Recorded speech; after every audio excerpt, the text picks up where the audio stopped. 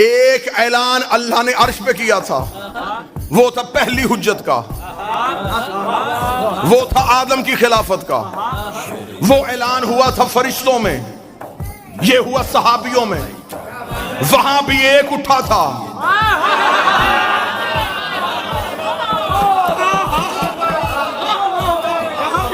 یہاں پھر ایک اٹھا۔ اب توجہ میری طرف رکھنا، جو وہاں اٹھا تھا اس نے کیا کہا تھا؟ اس نے کہا تجھے سجدہ کروں گا، اسے نہیں کروں گا۔ ابلیس کل بھی یا اللہ مدد کا قائل تھا،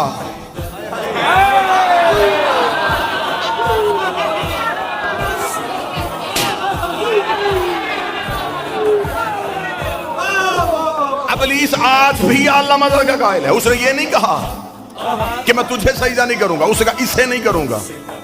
کیا تھا اس کے پاس؟ رکھو علماء کے سروں پہ قرآن۔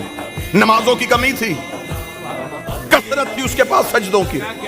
حیات القلوب میں علامہ مجلسی علیہ الرحمہ نے لکھا 6.5 لاکھ سال کی عبادت،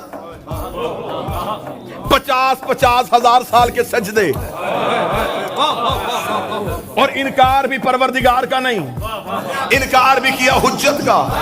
خدا نے کیا کہا؟ رک جا، معافی مانگ لے، تھوڑی دیر سوچ لے، یا قیامت والے دن لے کے آ جانا، پھر میں دیکھوں گا۔ خدا نے کہا فخرج لعنت الی یوم الدین، نکل جا میرے دربار سے، تجھ پر قیامت تک کے لیے میری لعنت ہے۔ آؤ سارے ماتمی توحید کی بارگاہ میں سجدہ کر کے اللہ سے پوچھے، میرے مالک تو غفار الذنوب ہے، تو ستار العیوب ہے، تو گناہوں کو معاف کرتا ہے، تو نے اتنی جلدی سے لعنتی کیوں بنا دیا؟ خدا نے کہا حجت بھی پہلی ہے، منکر بھی پہلا ہے، حجت بھی پہلی ہے، منکر بھی پہلا ہے، حجت بھی پہلی ہے، منکر بھی پہلا ہے۔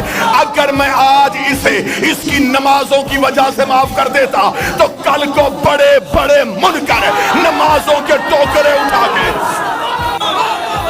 کل کو بڑے بڑے منکر، کل کو بہت بڑے بڑے حجتوں کے منکر عبادتوں کا ڈھیر لے کے آ جاتے کہ اس نے بھی عبادتوں کی وجہ سے معافی مانگ لی تھی، ہمیں بھی نمازوں کی وجہ سے معافی دے دے۔ خدا نے کہا 6.5 لاکھ سال کی عبادت اس کے منہ پہ مار کے دنیا کو بتایا ہے، جب میں صفی اللہ کا منکر برداشت نہیں کرتا تو علی ولی اللہ